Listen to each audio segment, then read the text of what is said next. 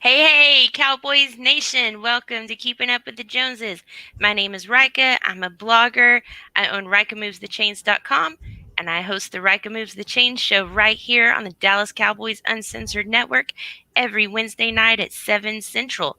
Tonight on the show, the only man in Cowboys Nation to ever give Jason Garrett the clap, Charlie Moffitt. It makes me happy. Mm-hmm.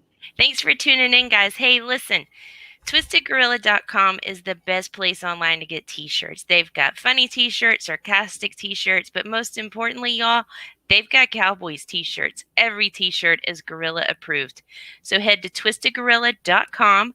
Let them know that you're a fan of the Dallas Cowboys, that you're a fan of Charlie Moffitt, that you're a fan of the clap, and save 15% at checkout when you use coupon code RIKA15. And that website and that coupon code are in the ticker right down at the bottom of this screen. All right, Charlie. You know what? Before we get started, let's make sure and remind everybody, hey, guys, if you haven't already, do us a favor. Hit that like button down there or hit the dislike if you hate Charlie. I'm pretty certain we're going to get more dislikes than likes, but I'm okay with that. And if you haven't already, make sure to hit the subscribe button and ring that notification bell so you can be notified every time we go live. Landry perfected the shotgun formation with this team.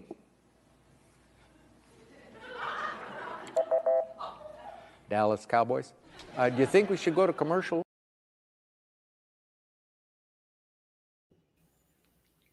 All right, big announcement tonight. We're getting it all out of the way up front. Our guy, the lunatic, you know him from the chat, you know him from social media, one of the biggest fans in Cowboys Nation, has very, very graciously donated 2 11x14 fathead decals, and they are up for grabs.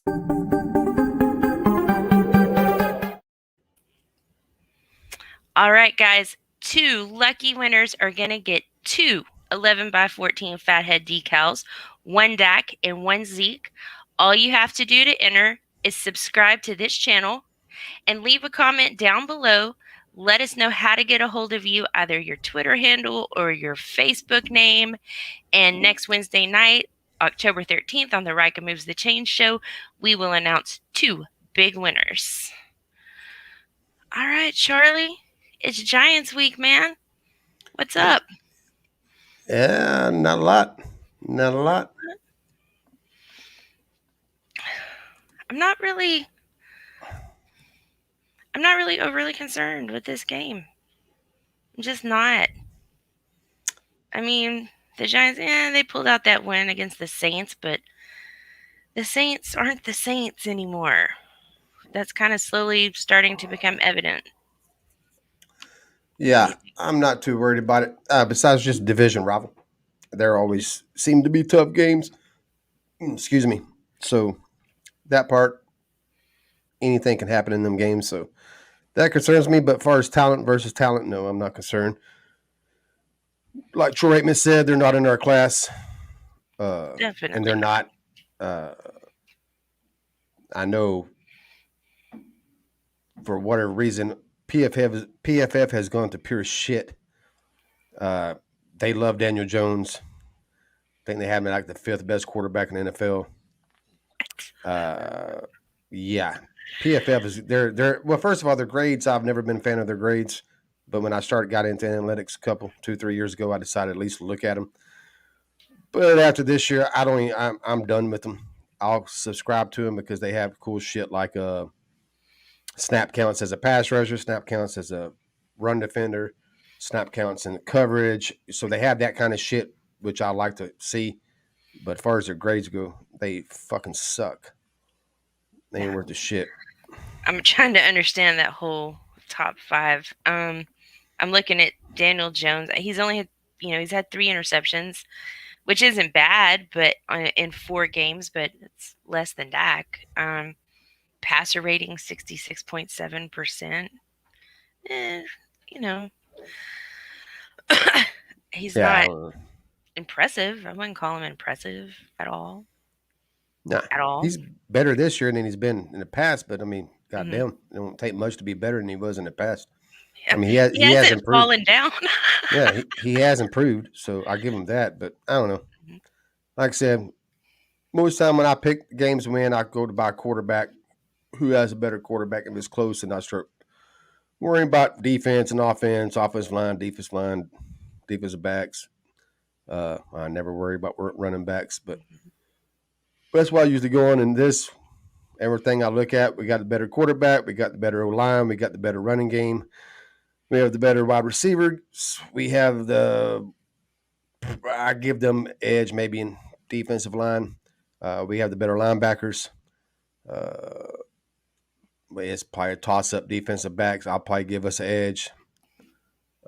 So, yeah, no, I'm not worried. Besides it being the division rival game, that always comes out weird sometimes. So, yeah, I mean, numbers-wise, it looks really good on paper. We're beating them in quarterback rating.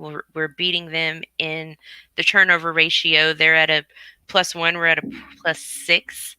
We're beating them in completions, rushing yards, tackles for loss, sacks, points scored, and of course wins versus losses. But that's all on paper. And I think there's been a few distractions this week, obviously. You got the Jalen thing, which I've just talked about to death. I'm sick of Jalen. Giants a little banged up too. So yeah, they got a couple offensive linemen banged up, a couple secondary guys banged up. So yeah. Who they got banged up on the offensive line? They have. Forgive me, I don't have their shit memorized in my head. Offensive line. I'm sorry. I did not mean to say offensive line. Defensive line. Defensive line. That's my bad. Yeah. Works in our favor then. Yeah. Or maybe I'm looking at the wrong one. Yeah, here it is. Great live shit here you got going, Charlie. Yeah, they have Jabril Peppers out, wide receiver Sterling Shepard out. I'm hoping I'm reading the right one this update. Yeah, that's the one. Yeah. Wide receiver Darius Slayton out. Andrew Thomas is questionable. Their tackle.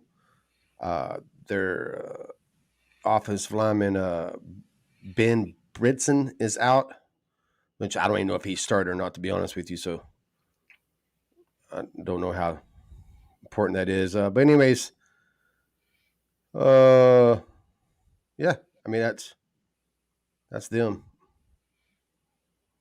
Ours, we got Armstrong's out again. Cooper's questionable, but we know that he'll be there. Zeke questionable. Randy Gregg questionable.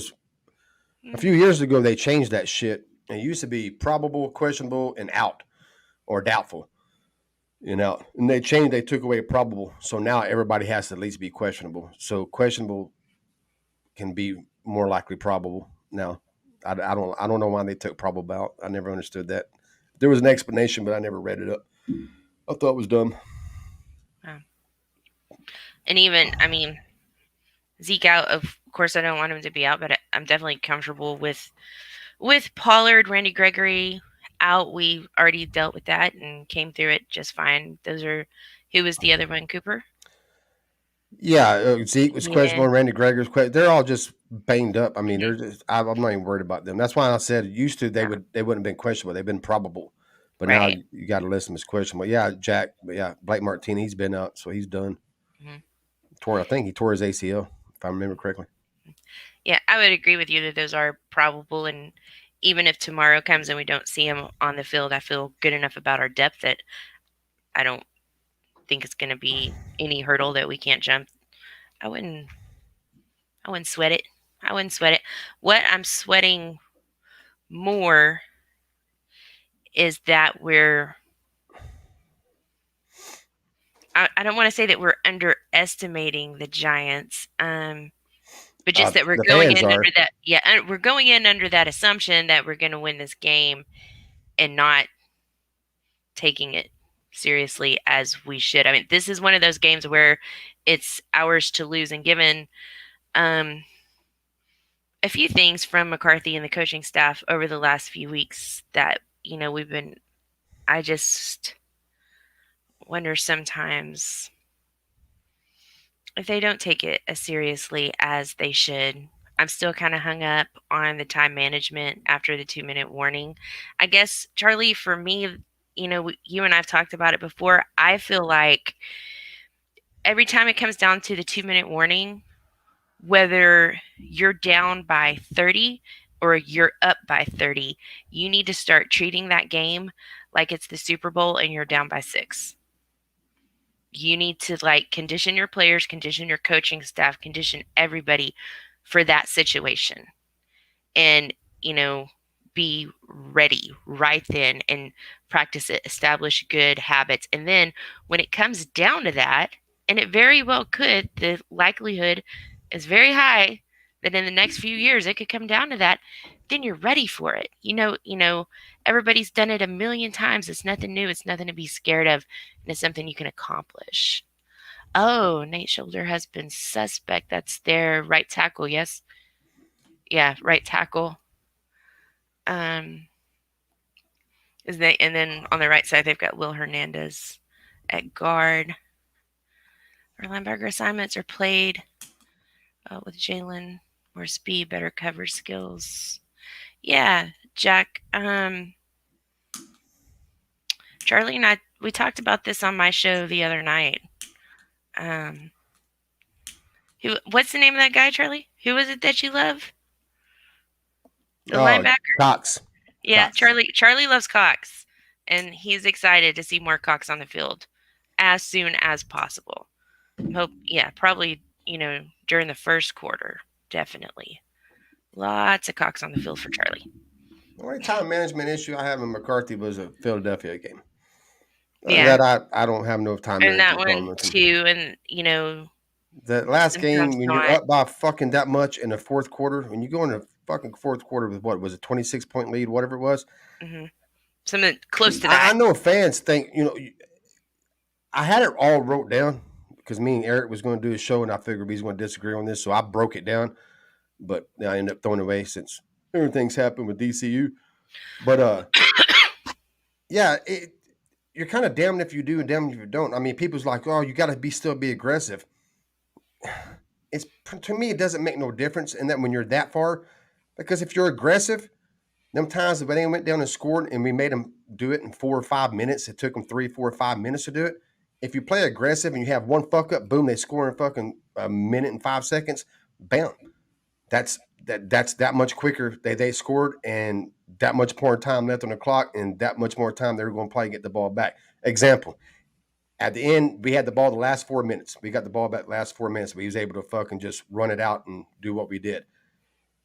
If they wouldn't have made them march down the field and give them 5-yard passes and 10-yard passes and 6-yard passes and just make tackles and say they would have fucked up and fucking went further downfield, scored a minute and a half, there would have been more than 4 minutes to kill. It would have been 6 minutes to kill, maybe 7 minutes to kill.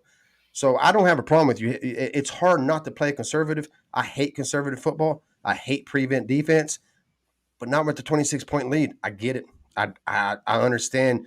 You don't want to let them score quick. You don't want to give them any easy points.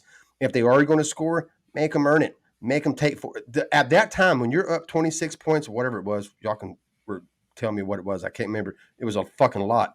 Yeah, When it was in that neighborhood. yeah, when you're up that many, they're not just trying to beat you. They're not playing against you. They're playing against the clock. They only have a certain amount of time. So you don't want to let them score quick. Fucking, if they're going to score, if they want to drive, they want to take them 5-yard passes and 2-yard passes, 7-yard, and just dink and dunk down the field. Fuck it. And the 2 times that we blitzed them was aggressive, just like everybody wanted it to be. They got 30 and 40-yard fucking plays out of it. That's, that's why at the same time in our chat, we did, man, we need to be more aggressive. I said, no, we need fucking Curse went on the blitz and they got a 40 fucking yard gain. I'm like, that's why you don't want to be more aggressive. They just moved the ball 40 yards in fucking 5 seconds.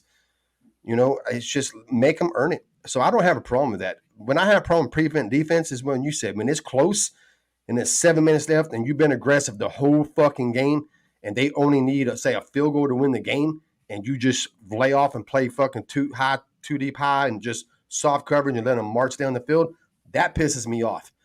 But when you got a 26-point lead, I get it. I have no fucking problems with how they played it the last. And you also got to blame their offense too. And Dak took blame for it too. They didn't fucking stay aggressive and shit like that. They fucking was just doing little runs to kill clock. I mean, that, which I got. That's how they're going to do it. But they could have been more aggressive too. Our offense didn't help with that either. Offense wasn't moving the ball. They was shutting our offense down, and our defense was just giving up a little bit at a time. But like I said, I never was worried about it. I mean, even when they got within 8, whatever they got, I'm still was like, all right, 4 minutes left. We got this. They're going, hell, he's able to run the ball against them all day.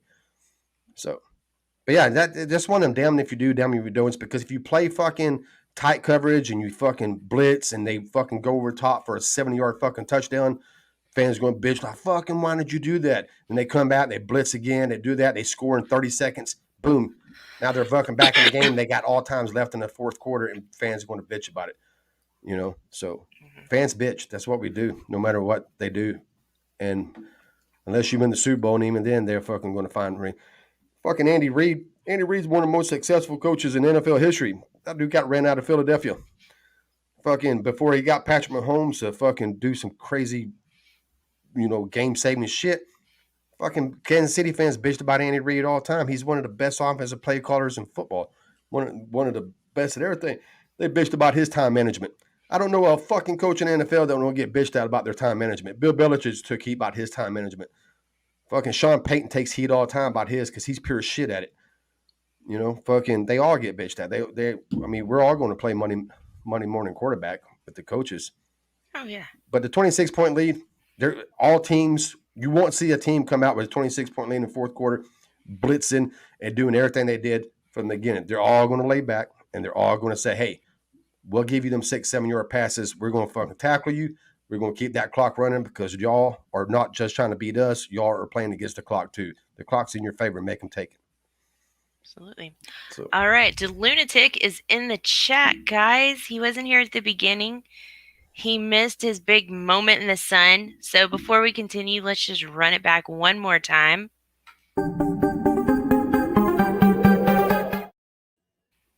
Okay. The Lunatic has very graciously donated 2 sets of 11x14 fathead decals, and 2 lucky winners are each going to get a set, 1 Dak and 1 Zeke. All you have to do to win is be subscribed to this channel and leave a comment down below letting us know how we can reach you on social media, either your Twitter handle or your first and last name for your Facebook account. And we're going to choose 2 winners at random, and those will be announced on Wednesday, October 13th on the Rika Moves the Chain show. So thank you, the Lunatic. That's awesome. That's a good comment by the 94s. I think there will be a little bit of that fucking win it for Dak and fucking because this is the 1-year anniversary of one day, 24 hours away from the 1 anniversary. Yeah. Of that shit. So yeah, I can see that. I think that's going to probably play a role in it. It's going to be some hype on that game, shit like that. So I can very well see that. But like I said, I don't think we'll lose. Fucking, I got us winning. Definitely. I know we're supposed to wait till the end of the show to say that, but I'll give you my score at the end of the game. But yeah, no, I have us winning. I mean, but like I said, it's a division rival game, and I'm just not going to say, hey, fuck it, we got this easily.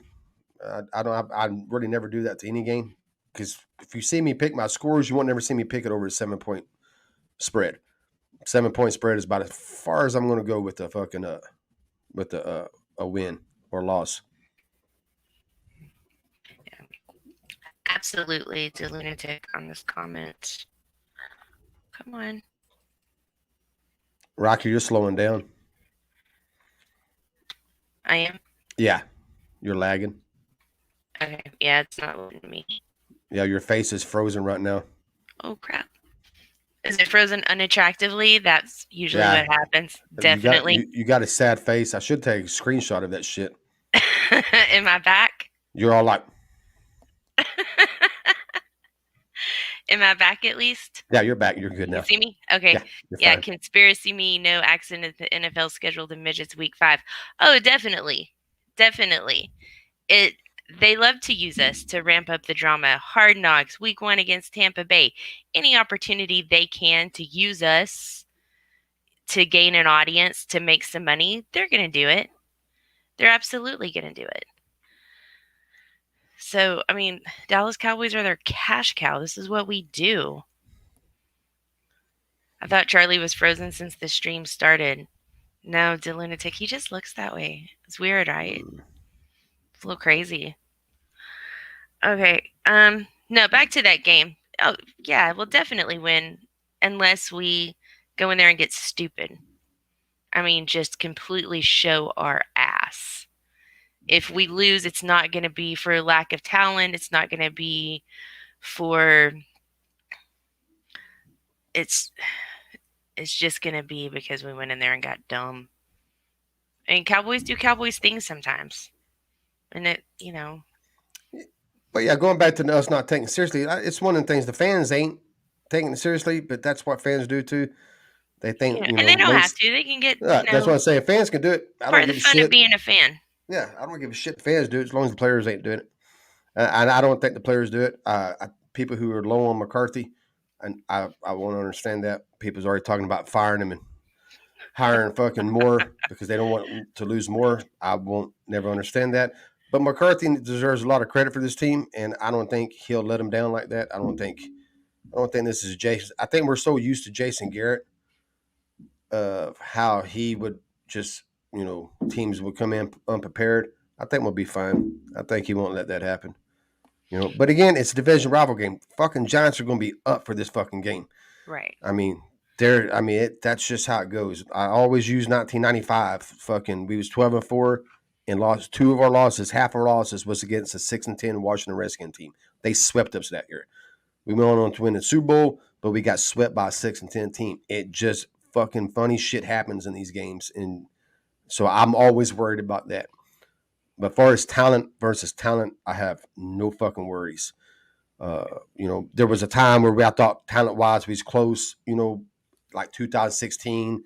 I'd worry because talent-wise, 2007, 8, 9, 10, no, not 10. But all them years, I worried a little bit about talent, because we's pretty even. This year, we're like Troy was saying, they're not in our class as far as talent-wise. But there's teams every weekend that lose that's not in the same class talent. So we'll see how it goes. Yeah. And the thing I like most about Mike McCarthy when you're making a list comparing him to Jason Garrett is the fact that now we adjust. That was always one of my biggest complaints about Jason Garrett is that if we did poorly in the first half, we would come back and then keep doing the exact same thing we were doing. There was never a plan B. There was never an adjustment. I was a little nervous at halftime against Carolina. I was like, it's not all bad, but it's not going extremely well. But then we came back in the third quarter and then we just lit it up because we made some adjustments and changed, just tweaked a little, made it a little bit better, made things run a little smoother. So if the Giants have, if they're playing us especially hard, if their heart is a little more into it than it has been in weeks 1 through 4, I'm still not that worried about it because I know that, we'll get it figured out by the third quarter and bounce it back. I would consider Dak Prescott in that league of quarterbacks with you know how you never want to count out Aaron Rodgers or Tom Brady because they can be down by 14 with 5 minutes left in the fourth and still get you that win. Dak Prescott is one of those guys. Um, so, and I like that he's not having to do that though as much, that the shootouts aren't happening this year like they were last year. So, but I mean, you can kind of see New York that week 1 against the Broncos, they lost 13-27. Week 2 against the football team, 29-30. Those are both two really bad teams, though. Falcons, 14-17. That's another close one. Two really bad teams. And even that Saints game, they came back 27-21. But like I said, the Saints are not who the Saints were. I haven't gotten a lot of time to watch them. I definitely will be before we face them later this season. But just looking at the scores they've put up so far. So I'm not especially worried. What's the lunatic saying? That's Dak's Dak. Dak's 7 stars, but yes, I see it now. I see the scores. Okay. Yeah. But yeah, Meeker and Lunatic brought up 2 other examples. We was 5-11. Both 2 of them wins were against Washington. 1-15 or wins against Washington. And that's my point. It's just weird shit happens in these games. I've always said I will bitch about a game after a win. If we win, there'll be things I'll bitch about. And fans are always like, well, who cares? We won. Well, no, yeah, just because you won don't mean you played well. But a fucking division rival game, I don't give a fuck. I will not say one word after the game. Just win. 3-0, great. 33-3, great. I don't care. Just win the game, and I won't have nothing because it's just weird shit happens. Just win it, get it fuck over with, and move on to the next one. So, hey Mendoza, we got Mendoza in the house now. And let's see who else we got. We got all the usual suspects. If any of y'all want to come on, y'all come on because me and Rocket got left tonight. Our crew kind of abandoned us. Yeah, if anybody, just raise your hand in the chat. Let me know. Tell me where I can DM you if you're not following me on Twitter already, and I will shoot you a link. Absolutely. Mendoza, DeLunatic, Jack Meeker, anybody. If you guys want to talk some football. 94s. I don't even know you personally, but fucking you too. I don't care. That's cool. Yeah, heck yeah. I guess personally, I don't know none of these guys, but when I say personally, I mean from our chat and from Twitter and shit like that. I know them from there. You want to run the fucking call it again? Run it again. But just, you know what, Mendoza, I've done this twice. I'm doing it one more time just for you. Just for Mendoza, because you are that special to us. He's a special dude. All right. Pull it all up again. It's giveaway time, Mendoza. DeLunatic has graciously donated 2 11x14 Fathead decals. We'll be giving away 2 sets. 2 lucky winners are going to get 1 Dak and 1 Zeke. Those are Fatheads, and they are 11x14. All you have to do to win is be subscribed to this channel and leave a comment on the show. Let us know how we can reach you on social media, either your Twitter handle or your Facebook account. And on Wednesday, October 13th, on the Rika Moves the Chain show, 2 lucky winners will be announced. So that's the giveaway. It's like, enter it. Most of y'all subscribe anyway, so just comment on on this one or on Rika's show. Either one, it don't matter. Look at that. Eric Berger wants to know what the topic is. The topic is that Charlie and I are sitting here all by ourselves and we barely like each other. That's where we're at with this thing. So, yeah, the Giants are a bad football team. Mendoza's giving away some decals. I don't like Charlie. The lunatic is. I'm sorry. The lunatic is giving away some decals. I'm here against my will. And the New York Giants are a bad football team. And I'm pretty sure that Charlie gave Jason Garrett the clap. That's where we're at, Eric. That's where we're at on this sucker. You won't be the first person.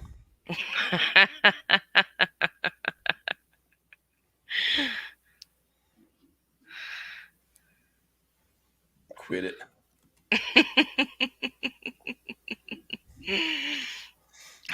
There's a little bit. Yeah, I guess. It's a love-hate relationship we have going. Mostly hate, but hey, you got to throw a little love in there every once in a while. Love and hate are two horns on the same goat, and Charlie is the biggest fucking goat I've ever met in my life. Greatest of all time. You're right. You're fucking right. That is one thing you're right about, Rika. I am the fucking goat. Oh, the lunatic wants a link. Let me get it to you, my guy. Link to come on and talk to us. Oh, okay, cool.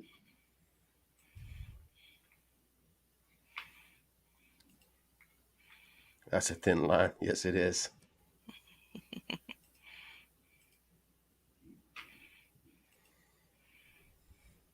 My Facebook. Okay, I sent it to you on Twitter, the lunatic.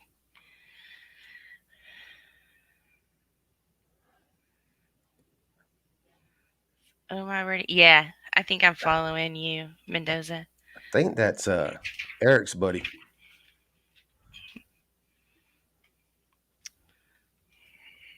I'm pretty sure that's him. But anyways, on to the fucking Giants game. I'm writing that down, Mendoza. I'm pretty sure that we already follow each other, but just in case, I'll make sure that I look that up. Oh, good. He's back. Okay. Mr. Josh Gilmore, good to have you. Thank you for coming in. Appreciate it. Dwayne Wright, thanks for joining us. And high five the dude. When I watch y'all, I hear Marvin Gaye in my head. What? No. What? What songs does Marvin Gaye sing? That is really funny. funny. Does he sing that "Let's Get It On" song, or yes. Who is that sings that? That's who sings that, right? Marvin Gaye. Yes. Let's get it on. All right, guys. We've got only the fucking lunatic. here can you get this kind of content, fuckers. We've got the lunatic in the building. Let's bring him in. The lunatic, great to have you, my guy. How you been? Cowboys Nation, good evening, buenas noches. Just don't tell my boss I'm on this, all right? Shh, this will be between you and us. Hey, what happens here stays here, my guy. So thank you so much for the donation of the decals. And if anybody's in the chat and missed that announcement, I will be running that back again before the end of the show. So make sure to stick around. You can find out how to win some lovely Fathead 11x14 Dak and Zeke decals that were generously donated by the lunatic. So, all right. That's Dallas right. You versus... show them haters. Jack Meeker behind enemy lines. You show those midget fans who runs the NFC East. Where's Meeker at? Meeker, yeah, he's in here. He mentioned in the chat he's in New York. That's what I'm asking. Oh, he's in fucking New York. Okay, I didn't know that. Yeah, he is behind enemy lines. Whew. Yeah. All right, Frankie Kenneth, thanks for coming in. Where are you at, the lunatic? I am in Laredo, Texas, South Texas, deep in the heart of Cowboys country. That is Cowboy country down there. Yes, sir. All right, the lunatic. Let's play. Bluff's not here tonight. He had to work, but let's play Bluff's over/under game. You guys game? Everybody in the chat. Before we do, you know how I love them stats. You know how I love them stats. And I think the 94s was in this chat earlier. Mm-hmm. And somebody brought it up in the chat. What's the most important stat that matters? The W? How many points you score. Yeah. Yes. So the Cowboys are 4th in the NFL at 31 points a game. The midgets are at 20. And that because they had an overtime game against the Aints. I mean, yes, they've been close in 2 of the games, except the Denver game. But these midget fans coming on here telling me Danny turnovers is different. His only INT is on a Hail Mary. I tell them, you know what? Filthy had no turnovers until they played our defense. Yeah, that is true. Mhm. Danny they are. Dimes is going to be what the midget fans said on draft day.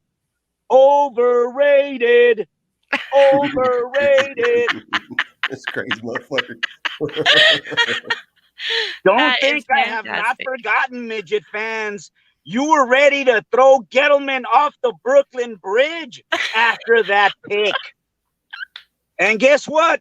You still are, except this time they're taking Joe Judge with them. The only one left is going to be Jason Garrett, thinking I did it again. I did it again. Jason Garrett's going to be a head coach. I can see it. Oh, definitely. Definitely. Jason Garrett will end up the head coach of the New York Football Giants. It's going to be completely So ridiculous. I love it. I love these midgets. They're like, oh, yeah, we're going to win. We're going to win. I tell them, oh, why are you whispering? Why are you whispering? I am yelling to you. Dak, Diggs Island, Terminator. This team is different. Every time I hear a Cowboys fan say, oh, this is a trap game, I remind them that is the symptom of Garrett syndrome. For a decade, we heard we're going to do what we do best, and we ran into a brick wall every single time. Well, this time, they're going to run into a brick wall, but it's going to be the Giants. Not us. We got to bring this fucker on more often. We got Kellen Moore, who says, hey, you want to stop the run? I got Coop. I got CD. We're getting Gallup back. And guess what? We got Schultz. Who is our third leading receiver? Who's our third leading receiver on this team? I'll give you a hint. Schultz. Yep. That is and true. who has had 5 of his 7 touchdowns against the Giants? I'll give you another hint. Jarwin, yes. Yes. So Schultz has said it last week. You want to stop Zeke and Pollard? You want to stop Boom and Zoom? Somebody else is going to eat. Yeah. You want to stop CD and Coop? Well, Zoom and Boom are going to gobble you up. Well, like I said, as you said, Charlie, I'm the hooker of YouTube, Cowboys YouTube. So I was listening to when the midget analyst said, you know what? Our team has given up a touchdown to every tight end we have faced this game. So that's why my bold prediction, Schultz and Jarwin are going to have a touchdown each this game because Blake Martinez is not there. Peppers is not there. Yeah, midget fans are already saying, well, we're injured. Too bad. This is the NFL. We don't care. We're just going to go in there. We're going to attack what your defense gives us aggressively, as Kellen Moore says. And once we get the lead, now Zeke said it. We're going to choke you out. Yeah, I think the trap game thing, I know, I can't remember her name. Her name is Bree or Martha. I don't know. She was doing a little interview thing with Mike Fisher, which I believe is a complete dipshit, but that's here nor there. But they was talking about, could it be a trap game? And I retweeted it. And I think fans use that way too much, the trap game thing. Like I said earlier, I know some people are negative about McCarthy. I don't quite understand the negativity towards him, but that's a whole nother topic. But I don't think he'll allow us to have a trap game. I don't think Dak, I don't think Cooper, I don't think fucking Parsons, I don't think anybody on that team is taking this lightly. I think that none of them is going to let this be a trap game. I don't think none of them is taking the Giants for granted. Not that they'll come out on fire, you know?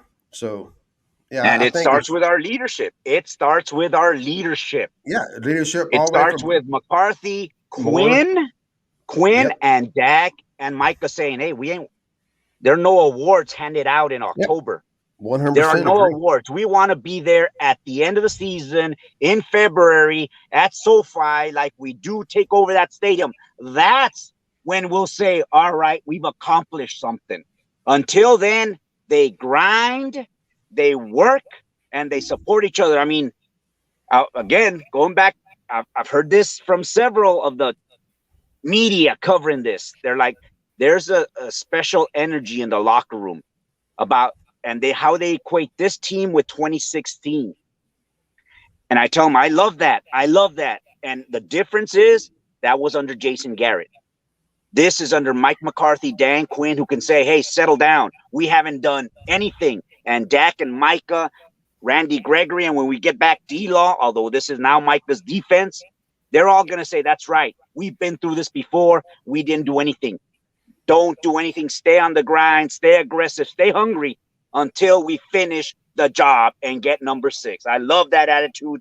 Give me that attitude. Stay hungry. You haven't done anything, as Parcells says. And that's when I heard that quote from Dak about the cheese, I immediately thought about Parcells when he hung up the cheese.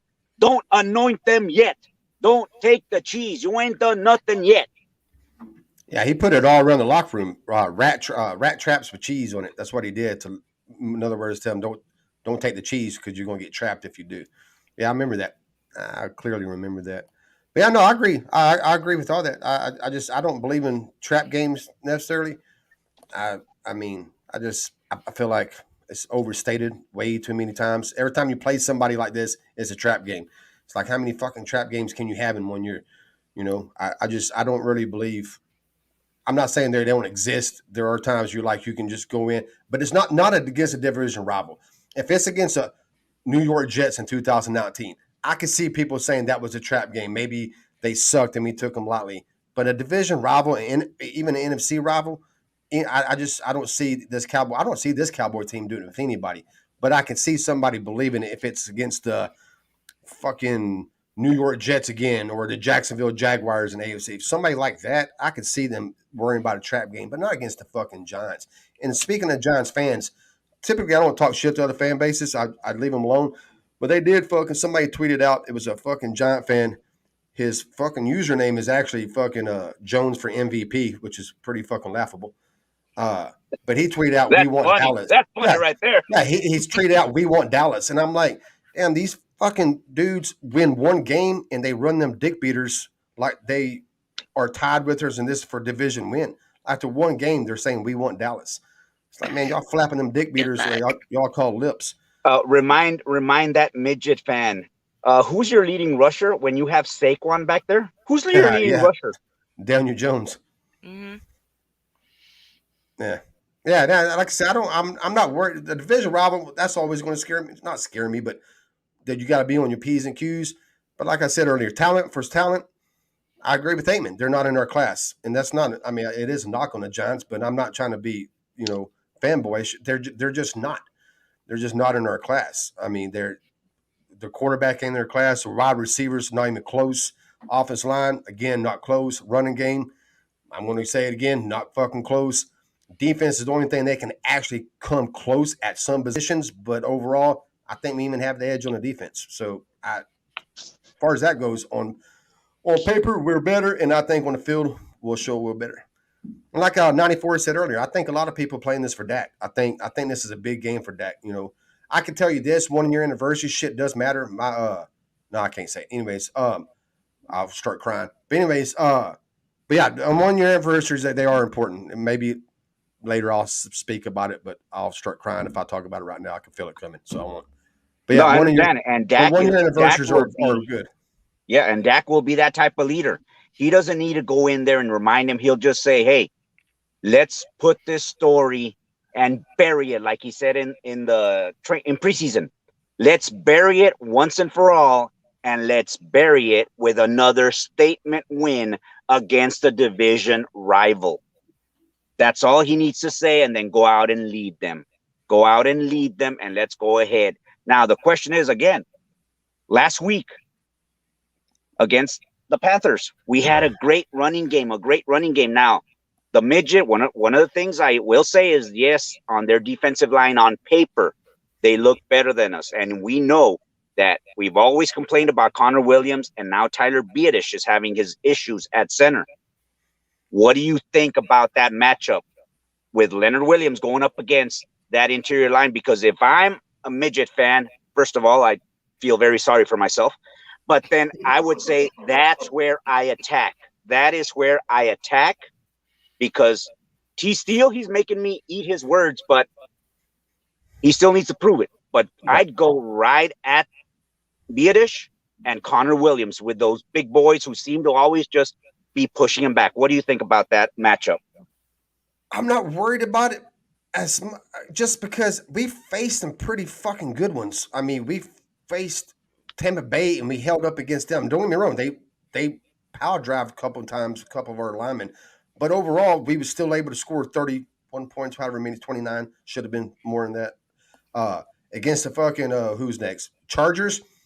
They have a decent, defense tackles. We held up good against them. I mean, overall, against Philadelphia has Cox and Numbnuts. My mind just went blank. We held up against them. We mollywopped them fuckers. And then last game, fucking Carolina, they got a couple, solid defensive tackles. So I'm not really worried about it. They're going to win some. Yeah, they're going to fucking win some. And yes, you're right. If I'm looking at as defensive wise, looking at offense, if I'm going to attack something, I'm coming with blitzes and pressure right up the middle because that is where we're weak. But I think all teams have figured that out, and I think all teams have tried that, and it's worked to a certain extent. But we're still fucking putting up 30 points a game. It would be more of a problem in a game. Well, I would worry about this because their run blocking is not bad. It's their pass protection that scares me. And as long as we're able to run the ball, and as long as Dax ain't having to drop back 40 times a game, if that happens, yeah, I would worry a little bit more about it if Dak had to drop back 40 times a game. But he dropped back 59 times against fucking Tampa Bay, and he did very well in that fucking game. And that was against a badass defensive front. So I don't worry about it too much. That's going to be our weakness. I mean, when you have an offensive line, somebody's weakness. Back in 2016, it was fucking our right tackle position, Doug Free.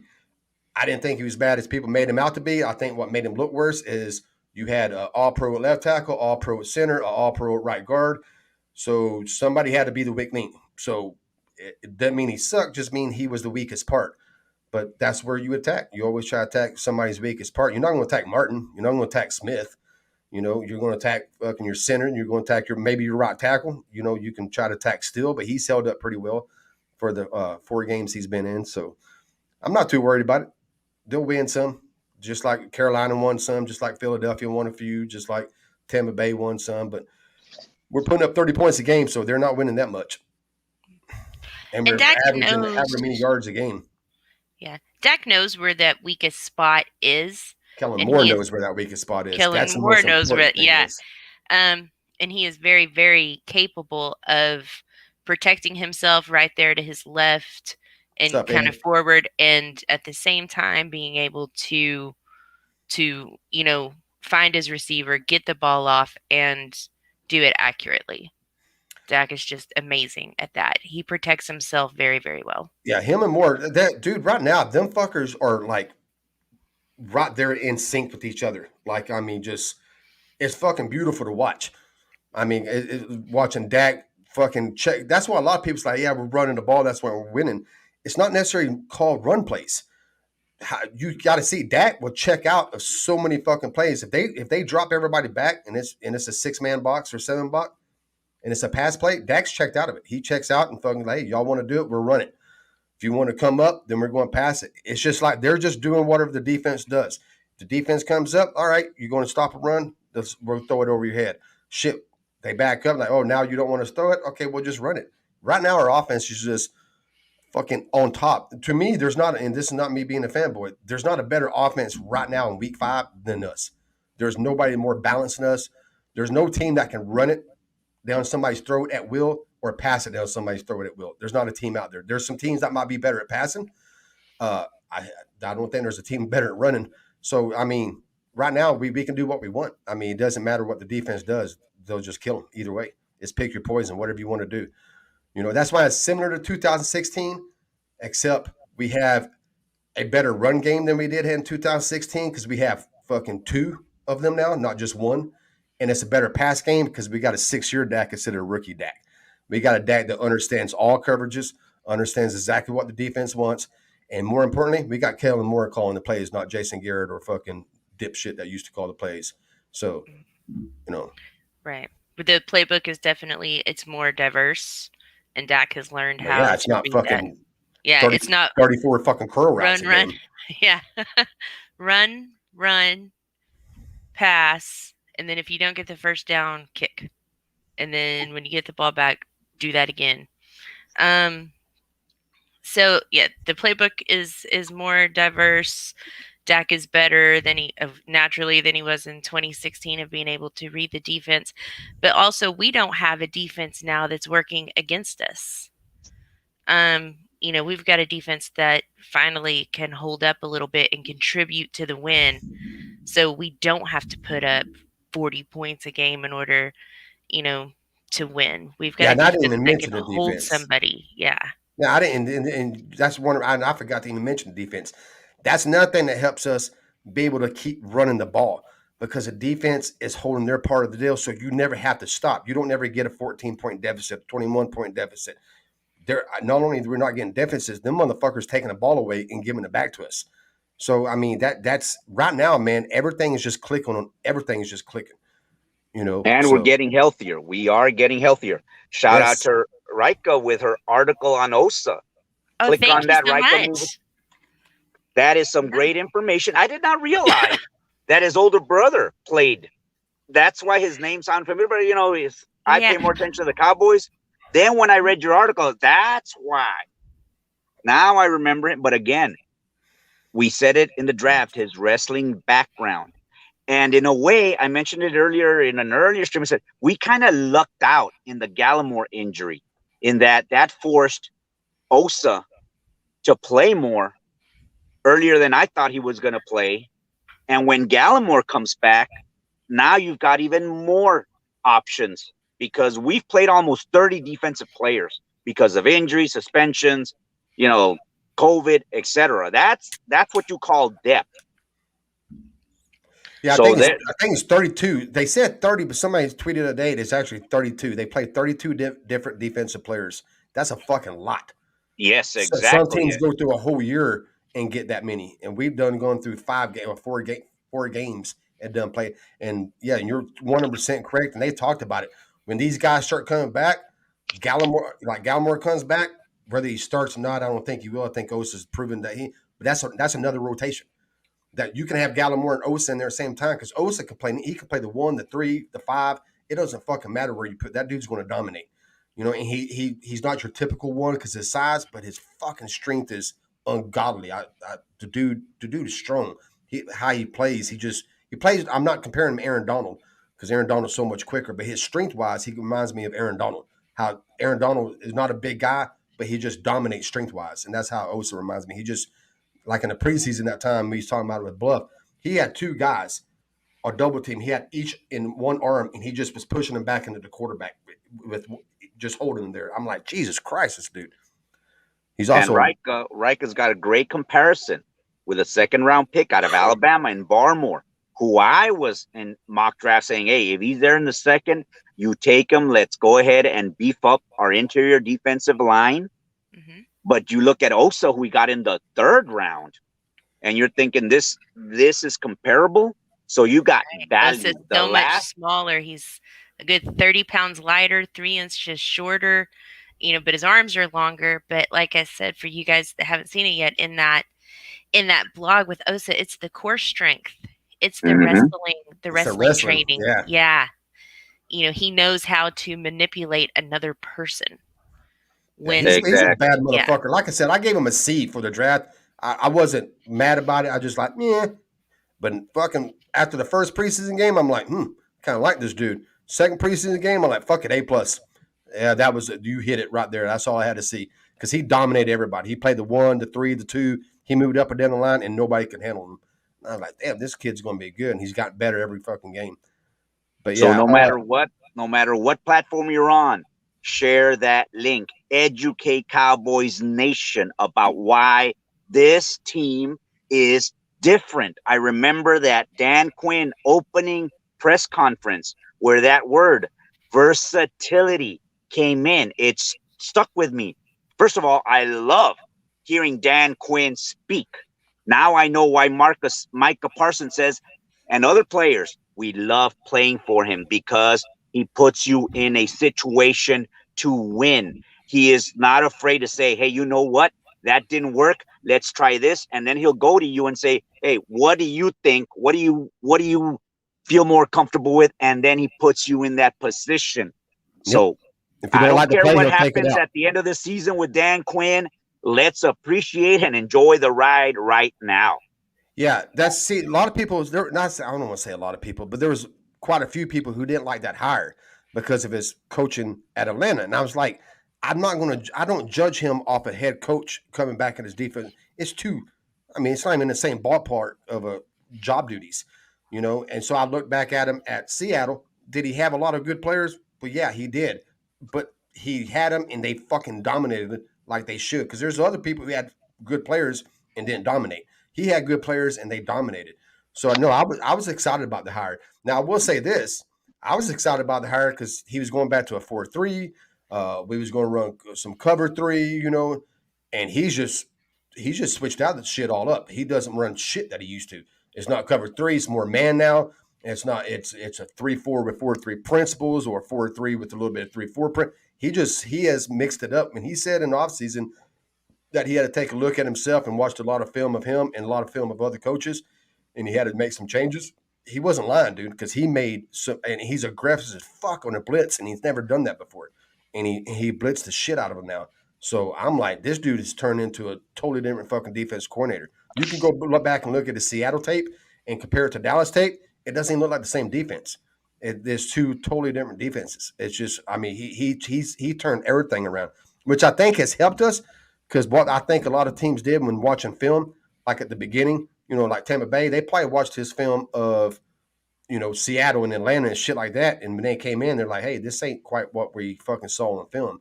Same with the Chargers. You know, he's showing shit that he's never shown on film before. I think it's great.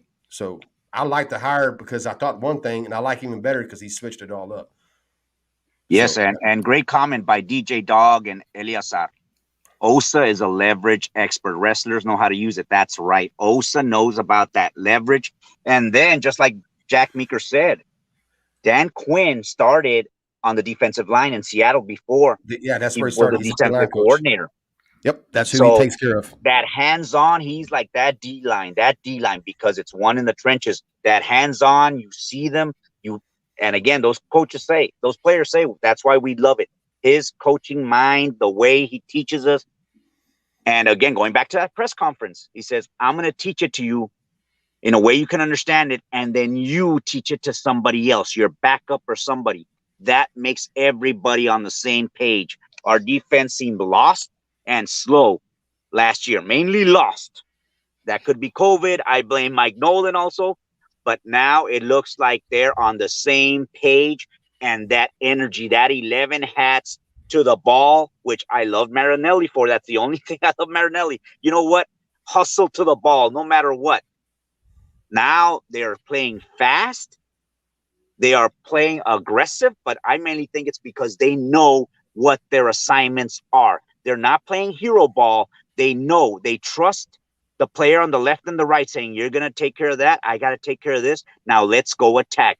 Diggs is just pure talent, pure reading the routes, help, you know, and to some extent practicing against his brother and against Cooper and Lamb, who are going to be top 10 wide receivers in this league. So, two of the best route runners in the league. So, I mean, he had to face his brother during, you know, off-season workouts. He worked out his brother, which is top 5 route runner in the NFL. Then he comes into camp, and he has to face Cooper, which is another top 5 route runner. And then you got to face fucking Lamb and face fucking Gallup. Yeah, that dude, there's nobody he's going to line up against. He's going to be like, shit, I don't know about this guy. He's like, fuck, I face my brother. I face Lamb. I face fucking Cooper. I face Gallup. Fucking bring it on. So, yeah, no, he's playing well. He's impressive, to say the least. And yes, with him. And yes, Jack, when they get there, they tackle. Yeah, that's no more yak. No more yak. You get there, and you get there with bad intentions, as Barry Church said. You get there and you strip the ball, you go for the ball, and then, as DJ Dog says, and we are having this argument in Cowboys Nation. Hey, should we move Micah defensive end, or should we leave him at linebacker? Again, that word versatility. Always, you never know where he's going to come from. He's going to attack, and he's going to attack coming forward. But that quarterback is going to go, okay, where's Micah? Where's Diggs? Where's that? And all of a sudden, boop, delay a game. You're damn. That too many weapons mantra I have, too many weapons. Now it's starting to spill over onto the defensive side of the ball. Are we going to be a top 10 defense? You don't do it in 1 year. I just need situational stops because this top 3 scoring offense is going to help the defense. Yep. Yeah. Eric, the co-host of DCU, he didn't like Parsons at the end. I wasn't against it. I didn't want him there full time. But what I told, like I explained it, it didn't make me mad because he's in a situation we kind of had to do it. I felt, but what I got out of that was the fact that he did it and he was able to do it. And he was able to do it well. To me, just made the pick him that much better because that's just now you just got one more spot that you can put him and one more spot the offense has to worry about him.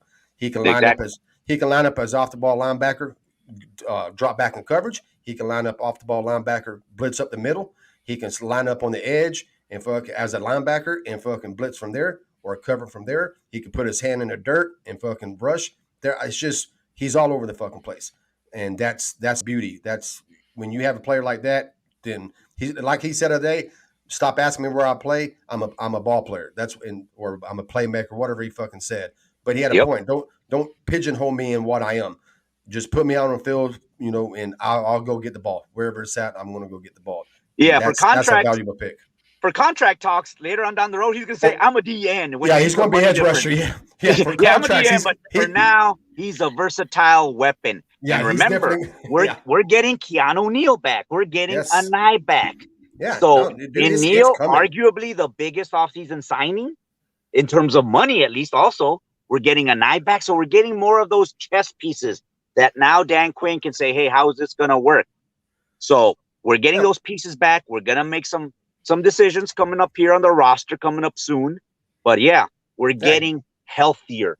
Yeah. We're out D-Law, we're out Gregory, Anai's out. We had to out of necessity put him there at the end. And guess what? He thrived. Now we know he can do that also.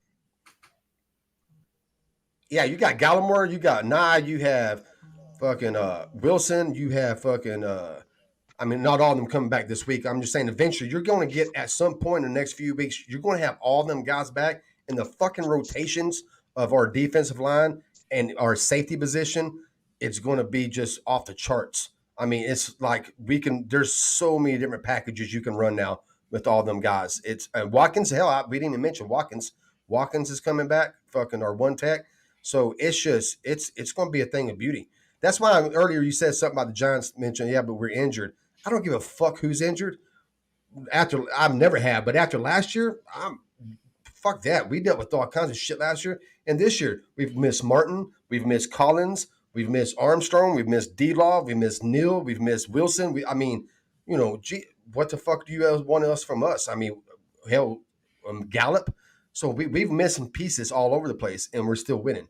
So I don't want to hear no fucking excuses about that shit. Okay. Is it my turn?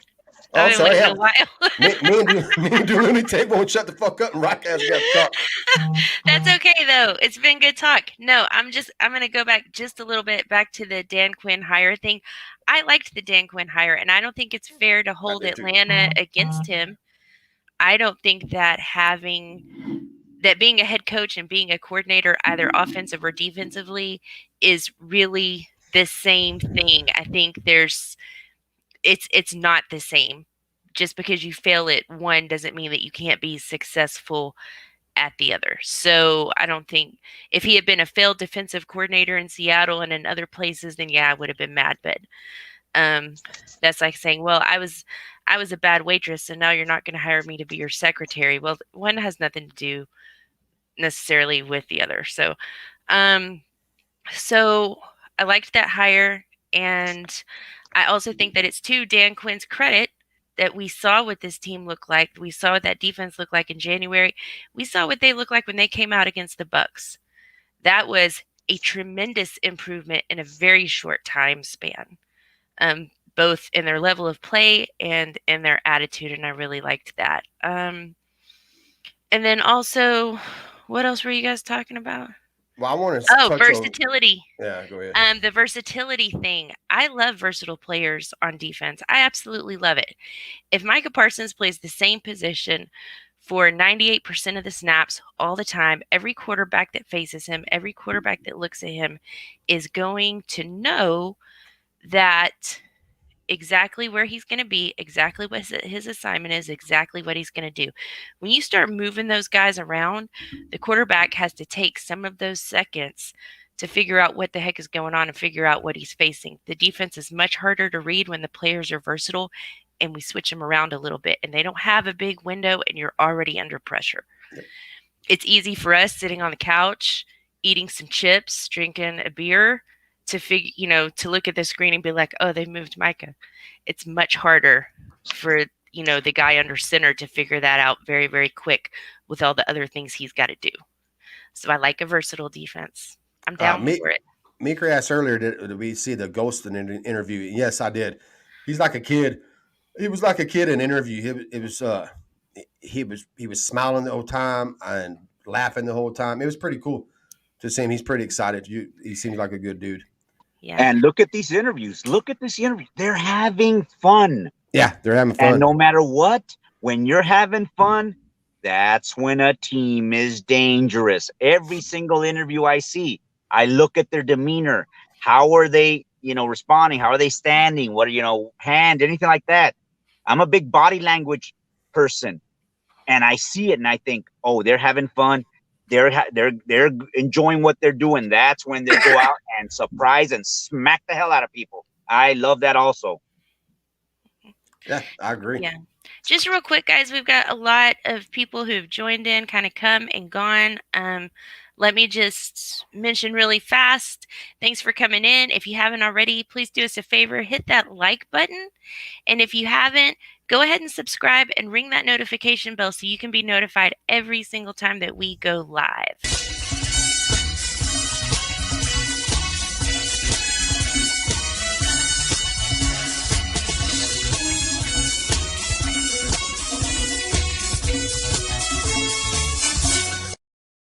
That scared the shit out of me. Those videos make me so happy. I love pressing the button. Scared the shit out of me. I didn't expect that. Yeah, and old school, that aerial shot, that was Texas Stadium. Heck yeah. Oh, I love Texas Stadium. That was my, that's still, I love, don't get me wrong, AT&T is badass, but Texas Stadium was just, there was something about it when I walked in, it was different. I mean, it had leaks in the fucking, everywhere you walk, you had water dripping. No telling where the water came from, but it was fucking awesome. Plus, I was drunk at the time anyway, so it didn't matter. I didn't care if water dripped on me. Maybe somebody might have been pissing on my head. I wouldn't even know it. I was so drunk most of the time. It's back when I used to drink a lot. Charlie. Well, hell, I mean, I was drunk as shit most of the time in the games. I don't do that anymore. But anyways, well, the way our team, that's how we enjoyed the game. Right. Well, yeah, some of them, yeah. Especially the Dave Campo 3 years. No, that was It's been awful. a long 26 years. I had season tickets when they hired Parcells. The day they hired Parcells, I got on the internet and ordered and bought me season tickets in 2003. So, but yeah, and I was drunk at every one of them games. But it was fun. Well, I say no, I wasn't. One of them I wasn't because I took Trey. Me, my dad, and Trey went. So that was a Philadelphia game. I didn't get drunk at that one. But every other game I went to, I just don't drink in front of my kid. Well, I do, but not when he was a year and a half. All right, guys. You want to do the over-under? Yeah. Let's go. And don't forget, Cowboys Nation, sign up for those giveaways. Come on, show them haters. Yeah. Keep that big Dak energy because, as Vach says, they're going to hate us anyway. So tell them this is why. This is Dallas Cowboys. That's why. 5 times. Exactly. That's right, guys. If you weren't here at the beginning, just to let you know, we are doing a giveaway. Our guest, The Lunatic, has graciously donated 2 11x14 fathead decals, and we've got 2 sets of them. So 2 lucky winners are each going to get a Dak and a Zeke, and those are 11x14. All you have to do to win is be subscribed to this channel and leave us a comment. Let us know how we can contact you on social media. either your Twitter handle or your Facebook name. And we're going to pick 2 winners, and I will announce those on the Rika Moves the Chain show this Wednesday, October 13th at 7 o'clock. And you do need to leave a comment because that's how we're going to know how to get in touch with y'all. So Yes. either leave a comment on this one or you can leave a comment on the October 13th show, but you got to leave a comment. Yeah. Yeah, and DJ Dog, I think Daniel Turnovers is going to lose 7 pounds on Sunday afternoon after all the running around he's going to do from our D-line. Yes. All right, so we'll play the over-under game. Make sure the chat is ready. We love it when you guys weigh in on these. I didn't prepare any. I'm going to make them up as I go along. Okay. Trayvon Diggs over under 3 picks. Under. For the simple reason that not even Jason Garrett is that hard-headed that he will test Diggs Island. Not even Clapper's that hard-headed. You don't think he's that hard-headed? Every time I think about him being hard-headed, I think about Chaz Green. I'm like, Dad. No, not that. No. I mean, that's like trauma, man. I have nightmares about that. I had to see a therapist. Jason Garrett will not adjust. Trayvon Diggs, if he gets in there and he gets a hold of Galladay, and he will, and figures out how to get the best of him, and it's going to be a great afternoon for Cowboys Nation. I'll go under. I mean, because two interceptions a game, that's like unusual. So to get anything more than 2, that would be very, very, very fucking hard. I think if he gets 3, then I don't know what the fuck we're going to do with him, or I don't know what the other team's going to do with him. Because holy shit! I think against this team at home in our house after last year, I think Trayvon Diggs can pick off Daniel Jones 3 times. All right, there you go. I think he can do it. Now, is he going to do it? I don't know. But now, here's the thing. Midget fans are also saying, we've got speed. We've got Galladay. We've got that other wide receiver. I keep forgetting his name. Tony. They're saying we've got Tony and Ross. We've got speed. We're going to challenge you. Daniel Turnovers. Long ball. And I keep telling him, you keep testing our safeties. And Daniel Jones is going to throw 4 interceptions instead of 2s because he's got something for you. He's going to love that. Go ahead and try us on that deep ball. Hey, that's a good over-under. Over-under on Daniel Jones turnovers, 3. Turnovers mean interceptions or fumbles. I got to go push on that one. I got to go push. If they're testing our deep ball, I'll go over. But if not, if it's Jason Garrett, conservative, run the ball, Saquon, keep it close, it's going to go under. But I'll go push. I'm going over. I think he's going to have more. Because I think he's going to throw at least 1 pick. Possibly 2, and I think with our pressure, I think we'll make him fumble at least 2 or 3 times. I see a big turnover game in this one, but push is probably the best one. You're probably going to get that one right. I'm probably going to be wrong, but I'll be a little fanboy. Should say over on this one. Okay, go ahead, Rika. Damn it, Charlie! Just when I'm starting to like you. How about remember our Emmett's correction? Our Zeke number where we're 17-0, I believe, if he gets over 117 yards rushing. So what do you think? Over under 115 yards rushing for Zeke. Did you say 115 or 150? 115. Oh, I say over. Over? Yeah, I'll say over because this is why, because I think we're going to get a lead, and I think we're going to run the fuck out of the ball in the 4th quarter. And I'm not so sure. You know what? I'll say it. I think they'll both have over 100 yards. I think Zeke would be over 115. I think Tony would be over 100. I think they'll both have 100 yards this game. Yeah, I'll buy that. I agree. Sounds good. I'll go over. Mm-hmm. Give me a quick second. I'll be right back. Yeah, go ahead, buddy. Okay. All right, who we got in the chat while we wait for Dylan to come back? And Eddie came in. Thank you, guys. Good to see you. Eddie. DJ Dog. I got to say it with a redneck voice every time I say it. Every time I see his name, it's like, hey, what's up, Ed and Eddie? DJ Dog, I saw you come in earlier. I didn't get a chance to say hi. It's good to see you.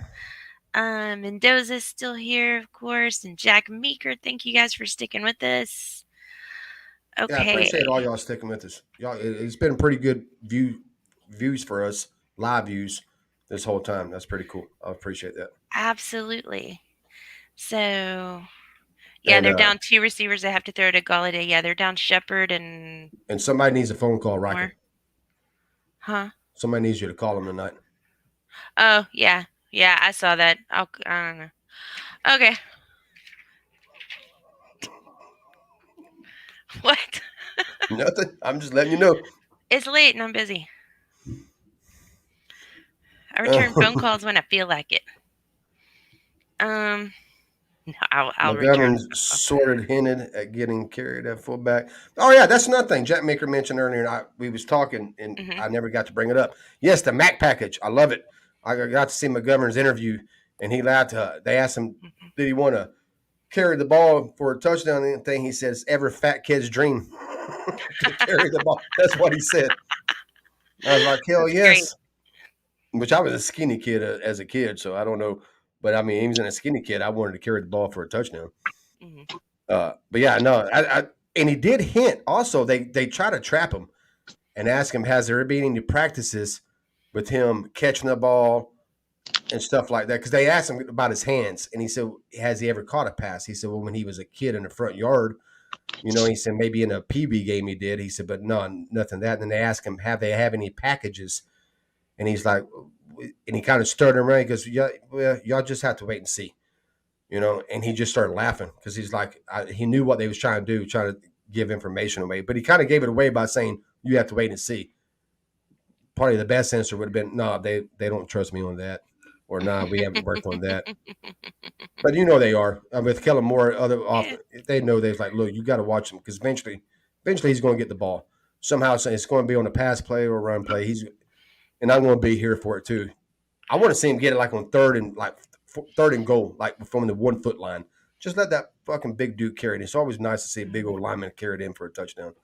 Because I mean, growing up, I was a Cowboy fan, but the '85 Bears, I ain't gonna lie, that I did have a Bears sweater because I just love that fucking team. The '85 Bears were amazing. Yeah, man. The Super Bowl shuffle, man, the song, the man wearing the glasses. That man, them dudes had some. They was just had some swag in '85. Yeah, I remember whatever '85 swag was, but that they had it. I remember watching that Super Bowl. I remember our '80s furniture in the living room. My mom's horrible haircut. Remember the whole thing. That team was fucking great. That was the only time I ever wore something besides Cowboys gear. My mom asked me what I wanted for Christmas. I said a Bears sweater. She's like, seriously? And I was like, yeah. I'm like, fuck it. I mean. I'm in fucking 6th grade, so Bears was awesome back then. So McGovern confirmed he's going to take snaps at center. He's already taken them. He's taking the snaps, in practice. He's in practice for the past 2 so weeks. Maybe after the bye. But getting back to what Charlie said and what Reiko you were talking about, if you remember, we had Dontari Poe, a forgetful signing last year, but I'm sure Kellen Moore had that play where he was in the backfield because he had soft hands. And I love this about Kellen Moore. Who did it to us in week 1? Tampa Bay with Vita Vea in the goal line. That's where he's probably saying, you know what? I can do something similar. 2 weeks later, it premieres. So again, you look at the film, you see how they're attacking us. And Kellen Moore is now going ahead and doing that. Hey, they attacked us like this. We can attack somebody else. I love that. Mm-hmm. Was it last season before last when we saw Antoine Woods pushing Dak over the goal line? Do you guys remember that? Yeah. 2 years ago. Yeah, it was 2. That's what I was thinking. Yeah, that was criminal. As a 12-year-old kid, I didn't see a big deal in it. At that time, I didn't. But as I got older and understood football more, not that I didn't understand it then, just I didn't watch it the way I do now. But yeah, that was criminal. And I've seen interviews with Dick where he said that that's his biggest regret, that he didn't even know. That he said it never crossed his mind that game to give Peyton, like he had never thought about giving Peyton the ball to score a touchdown. Because they thought they were going to score more. Because they thought, that's not we were going to score points. They thought, hey, this time it's going to be fridge. Next 2 times it's going to be sweetness. Yeah, but I feel bad. But now as I got older and understood, I was like, fuck, that had to suck for him. I mean, that's one of the best running backs of all time, and finally got to the Super Bowl and had been on some shitty fucking teams. And was still a bad motherfucker. and he didn't get to score a touchdown in his only Super Bowl. It is sad now looking back on it, but as Yeah. 12-year-old, I remember the announcers talking about it. I can't believe that, and I'm like, hey, who cares? Fucking, they're kicking ass, So, but anyways, Over Go ahead, under. Rika. Let's see. Keith M says over under 0.5 on Dak catching a touchdown wildcat play. Yeah, that was his first touchdown we did last do year. that. Yep, last year was we against the did. Giants. That was his first touchdown reception ever. I'm going to go under because his injury and shit. I don't think Dallas really wants. Yeah, they're not going to want to risk it. Yeah, they don't want to play around with him. I mean, It would be fun to watch. It would be though. fucking cool. Yeah, don't get me I'll wrong. go under. I'll go Yeah. under. I wouldn't be mad if it And happened. I won't be mad if they do it. I won't be like, can't believe you fucking did that. But I just don't think they will try that shit this game. If it's a game to do it, why not this game again? Statement win. Bury it, as Dak said. Yeah, I would tell whoever had the ball, Wilson, whoever had the ball, don't throw it to that motherfucker unless he's wide open and he's not going to take a hit at all. Like if they just fake him out, because last year it was close. I mean, he ran backwards in the end zone. That's probably too close for me. I wouldn't want to take him an unnecessary hit. But if he scored and he didn't get hurt, it's a great play. And I'm like, hell yeah, should have done it the whole time. I agreed. I'll go back on what I said, but I don't think they'll try it.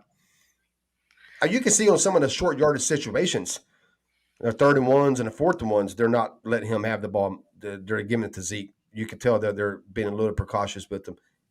And Dak's been precautious. And you could see it. And he admitted it to the people calling the game last week. But last week, he actually rushed for like 37, 38 yards, I think he ended up fucking having. I think the more he goes in the season, the more he'll be comfortable with it.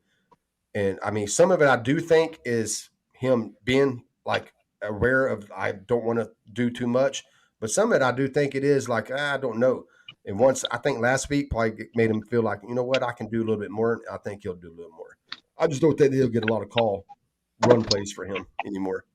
Yeah, that 18-yard run was off Biadish's only bad snap. Yeah. That landed by his feet where he dropped it and he just picked it up and he had to run for 18 yards for the first down. Yeah, you didn't even so that was him. a necessity, but he still got out of bounds. Yeah, got out of bounds. Yeah. See, in the past, he wouldn't probably ran out of bounds. He probably would have cut it back up or try a little bit more. But yeah, I don't have a problem. I don't want him completely going away from it. You know, when you have something like that, fucking take it. But I do understand him, like, all right, because like you said, his team needs him. And as we saw last year, he is 100% fucking correct. So don't take no fucking, chances that you don't have to take. Take what you can get and fucking just get down and get out of bounds, do whatever you got to do. No reason stiff arming motherfuckers into the dirt, making them look silly like you used to. Just get away from them and go down. Okay. Over under Dalton Schultz, 5 targets. That's going to be over. Our tight ends are going to be a main weapon against the midget tight ends. What? How many targets is he averaging? I haven't looked at that lately. I'm gonna go. Shit, I'll go over for now. I'll check it real quick. I'll check if you want. No, it's all right. I got it. But yeah, I'll go over for now because I think we're going to go heavy tight end this game. I predicted. One of our over unders last week was tight ends Schultz over 4 catches, I think, and I said over, and I said in fact I'm going to go over with Schultz and fucking German, and I almost got it right. So I think German had 3, so he's averaging about 5 a game. So that's his average. Going in order from Tampa Bay to Carolina, he had 6, 2, 7, and 8. So that's 15 and 8, 23 divided by 4, so not quite 6 per game on average. I'll go over 5. I'll be with the lunatic. I'll go over 5 in that one. Yeah, okay. I'll go over 5. I think both tight ends will have a big game. I think that's a weapon we haven't really. We've used it often with Schultz, but I don't think German. I think German is. That's what I said last week. I wasn't wrong with Schultz. I thought Schultz could be tight end 1. When people were saying he's tight end 1, it wasn't a knock on Schultz. I just said no. German is our tight end 1. What I underestimated is German just didn't get a lot of playing time, practice time and shit. In his first 3-4 games, he looked like it. he just didn't look right. And it looks like the past couple of games, he looks like he's kind of getting back into the swing of things. And I think within the next 3-4 games, we'll basically have 2 tight end ones every time we have them on the field, no matter who we go with. And I think that's just another weapon that we're just going to kill motherfuckers with. You know, both of them on the field at the same time and 12 personnel. Fucking one of them on the field and 11 personnel. Hell, you can bring in fucking 3 tight ends, 13 personnel, make them think you're going to run it, and fucking you still have 2 badass pass catchers in German and Schultz, and you can pass out of that personnel grouping. And shout out to MCF. Last week against Carolina, we had 26 snaps in 12 personnel. That means 1 running back, 2 tight ends. And 21 of those 26 times, we ran the ball. Yeah. Yep. So now Jarwin's seeing what Schultz is doing. Not Jarwin's like, I can block too, you know. Yeah. And that's just going to open it up. That's just going to open it up. Yeah. I always defended Jarwin's blocking. Now, that one game when he whiffed on that block and got Zeke fucking tackled. That didn't make me look good on defending him, but I didn't defend that one. But overall, when Witten was here and people was like, well, Witten's in there more because he can block better than Jarwin. And I was always like, meh. I mean, can he really? In 2019, Witten, I'm not so sure Witten at 2019, Witten wasn't blocking like 2014 and 13 and 12 Witten was. He wasn't a great blocker at the end of his career. Was he still better than Jarwin? Sure, but not enough for him to get the amount of snaps he got over Jarwin. I thought they totally didn't use Jarwin enough in 2019. That's why I was excited for him that last year in 2020, and the fucker tears the ACL first game of the year. That just sucked. I felt bad for the kid. Come on, Rika. Next over under. You ready? Stop calling me that. Okay. Total defense. Our defense. Over under 3 sacks. Over.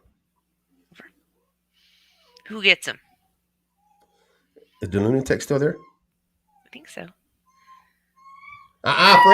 Fred. Oh.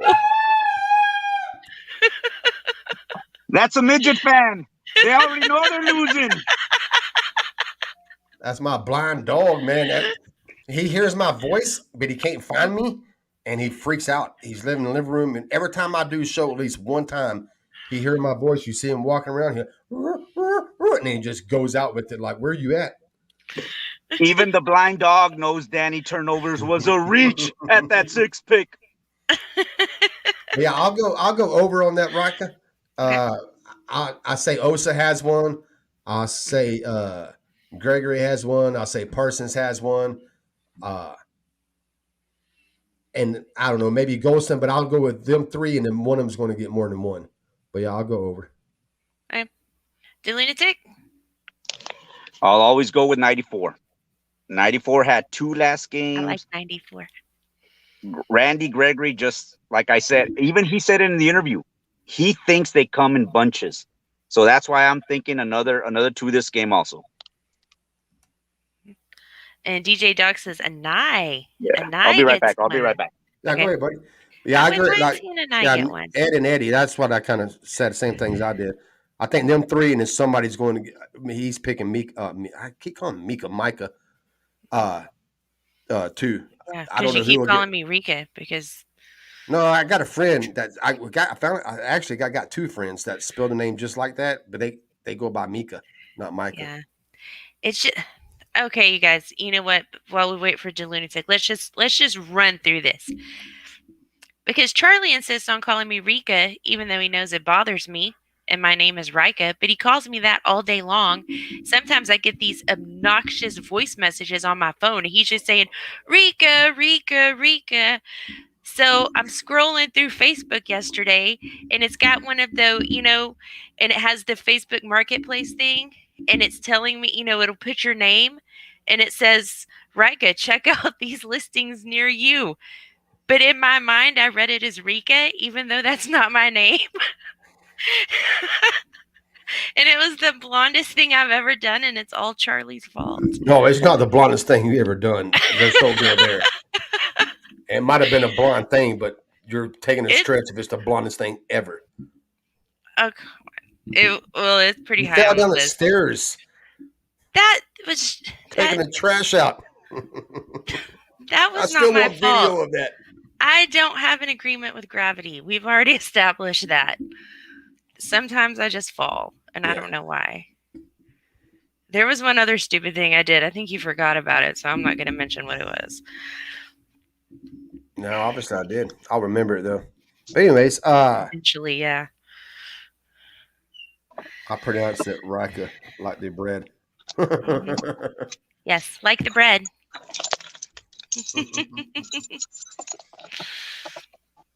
Yeah, I do Rika. Ricola. Right, Charlie, I gotta go. It's getting a little bit busier here at work. No, All hey, right, Cowboys Nation. Yes. Thank you for stopping in, guys. thank you so much, man. I You appreciate it. Thank you enjoyed very it. much. Anytime. Cowboys Nation, share, like, subscribe, share. Tell Cowboys Nation Yes. where they can get this information. I don't get it from no letter network. I don't get it from Connecticut or LA. I get it from Cowboys YouTubers who will tell me, why did Diggs miss practice today? It wasn't for an injury. It was because of the birth of a child. Yes. Why did somebody else have this? Get from the people that know, not from Connecticut or anything like that. So have a great one, Cowboys Nation. Big Dak Energy. Dallas 31, New York 17. Let's keep it going. Have a great one. Thank you, buddy. Lunatic. Bye. Oh, see, I didn't realize that he missed practice for the birth of a child. See, now I want to know. I woke up this morning between my dog I'm trying to get rid of that I rescued, and my mom has 5 puppies at her house that her neighbor rescued. And between giving them fucking baths and taking them to Walmart, I've been slammed all day. I've been on Twitter one time to share this show to let everybody. So I worked all morning got and no then news today. did some stuff. See, now I want to know who the baby mama is. Was it that Chinese kitty girl? Ew, I hope not. Also, it's the anniversary. I was going to say it earlier. I'll say it now. It's the anniversary. Me and my son get hit by a drunk driver, and this was always a hard day for me. So a lot of times I'm kind of out of it on these days, anyways. So I just kind of the fact that I'm doing a show is pretty amazing because most time I shut it down on October 9th and don't do shit, and I don't talk to nobody. But today I got staying a little busy and keep it off my mind. But it fucking sucked. So there's that. That's all I can say about it. So we won't bring no tears. All right, go ahead. All right. So we're at an hour and 35 minutes, Charlie. Was there anything else you wanted to go through, or you want to start winding her up? Yeah, we can wind her up, wind her down. You guys want to do some score predictions? Mendoza, Jack Meeker, DJ Dog. You guys, Ed and Eddie, you guys let us know in the chat what your score prediction is for tomorrow. Real quick, this is an article written the day after our rant. Can't read the article, obviously. It was just a clip of the article. Yeah. Just absolutely horrible, guys. Use a designated driver. Call a cab. Call it Uber. Don't drink and drive. Okay, we got score predictions coming. All right, thank you, DJ Dog. My son came out fine with the sprained knee. He fucked up about driving. He doesn't like to drive. Me, I didn't get so lucky, but we won't go into all that. I'll just say I got drop foot like Jalen Smith. I'll tell you that. That's about. Other than that, I had 15 surgeries in a year. That's why I can't go into it because there's a lot of shit that fucking got hurt, and I'm still pretty fucked up from it. So physically, I am. So other than that, I'm fine. I'm still pretty though. It didn't fuck my face up. Yeah. Yeah, look at this chat. This chat is hopping and it's all for you. Charlie the eye candy. The fucking eye candy of the fucking show, baby. I'm gonna be as attractive as Charlie when I grow up. Yeah, never. All right. Dwayne Wright, 42-17. I like that. Mendoza, 34-17. Meeker, 34-20. Ed, 38-20. Let's see. DJ Dog, 34-23. That's about where I am. I was thinking, around Jack Meeker, around DJ Dog. I'm going to say, because it's a Jason Garrett offense, so there's going to be a whole lot of threes. Let's see.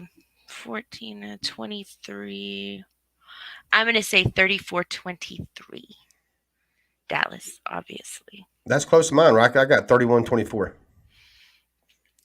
Like I said, you won't ever see me when I pick games. I very seldom pick over 7 points. I just feel like if you win more than by 7 points, it's a hard prediction to make. And I'm not calling anybody out. I'm just saying that. I mean, I call Eric out because that's who I am. With Eric, I always call. Eric says blowout 35-13. Yeah, see, and there he is again. He'll bang his chest from last week. He kind of like stalks us, right? Yeah, but yeah, no, but yeah, very seldom I'm going to pick over because the average game is. I mean, there's a reason why most games are picked by three by Vegas, and there's a reason why I think the average win of the NFL is like 4 or 5 points, some bullshit like that. Just typically, you just don't get a lot of blowouts.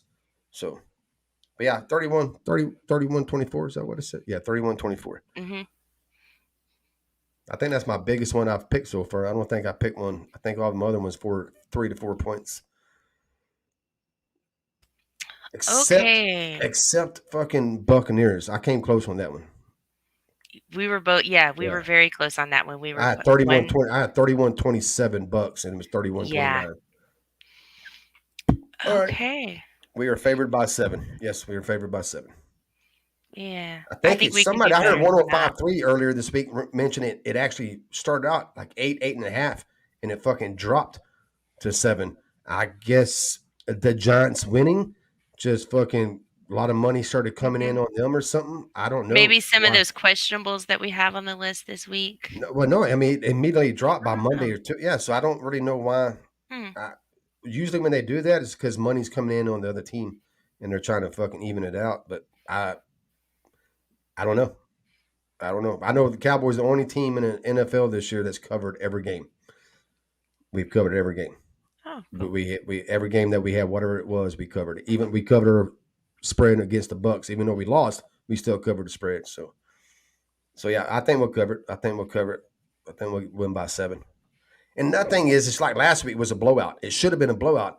But when you get up like 20, 30 points, shit like that, a lot of times that defense is going to give up some fucking garbage time. Like, yeah, get touchdowns, we don't care. So, because we can actually go up 35-13 fucking with 5 minutes left or 10 minutes left, and they can score 2 touchdowns off some bullshit things, and then your score prediction went to shit, and don't look that bad. Like last week, we dominated. But then the final score, they're like, hey, man, I bet that was a good close game. And really it wasn't. I mean, I'm sure some Cowboy fans got a little nervous down there towards the end, but for the most part, we had that fucking game locked up going into the fourth quarter. We just kind of had to play a little relaxed. Play a little bit too relaxed on. I thought we played too relaxed on offense. I thought we wasn't aggressive enough on offense in the fourth quarter. I thought we should have been a little bit more aggressive on offense. But, it is what it is. You go into the fourth quarter, 26-point lead. It's kind of hard to call plays to the fans' liking.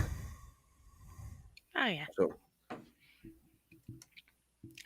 All right, guys, we are going to wrap this sucker up. One more time, just in case somebody just came in or is catching the end of the show, don't forget, we've got the giveaway going on from DeLunatic. He has generously donated 2 sets of 11x14 Fathead decals. So 2 different winners will receive a Zeke and a Dak.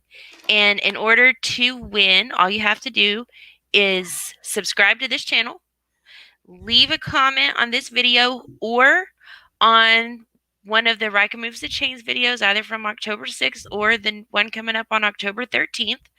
Let us know how we can reach you on social media, either your Twitter handle or your Facebook name. We're going to pick 2 winners at random, and they will each receive a Zeke and a Dak 11x14 Fathead decal set, and those were donated by our guy DeLunatic, and we were glad to have him on the show tonight. And there are 10 people still watching us. Hit the like button for us, please, or dislike. Just hit a button. There's 10 people still watching, so just hit the like buttons. It's right underneath the screen. All you got to do is click it. Yes. And if you've been watching the ticker down at the bottom, don't forget twistedgorilla.com is the best place online to buy t-shirts. They've got funny shirts, sarcastic shirts, and guys, they've got Cowboy shirts too. So head to twistedgorilla.com. Let them know that you're a fan of the Cowboys, that you're a fan of this show and save 15% at checkout when you use coupon code RICA15. That website and the coupon code are right down there in the ticker. They've got some really cool stuff, and I talked to their owner yesterday, and he's got a few new designs coming out soon, and they will be hot, so keep an eye out for that. And like Charlie said, guys, don't forget to give us a like, hit that subscribe button, and ring the notification bell so you can be notified every time we go live. We'll be right back here Wednesday night for the Rika Moves the Chain show, and I will most definitely be on my bullshit because, well, that's just kind of what I do.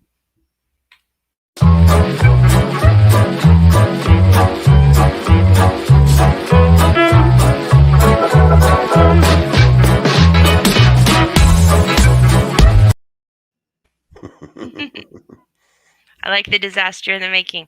All right, guys, we're going to get out of here. Thank you for tuning in. And make sure to be back here next Saturday night at 8 o'clock and Wednesday night at 7 o'clock. You too, Jack. Have a good evening, Bubba. All right. Bye, everybody. All right. Later, dude.